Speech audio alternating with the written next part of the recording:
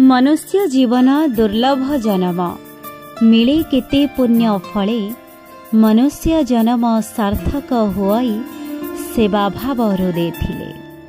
सुंदर मुहटीए किछि दिन पाई मनी रुहे किंतु सुंदर हृदयटीए सारा जीवन पाई मनरे साइती होई रही जाए।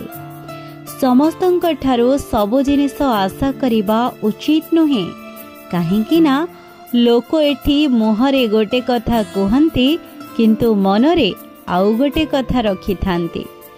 किछि अणदेखा करिबा पूर्वरु केयरफुली हेबा उचित।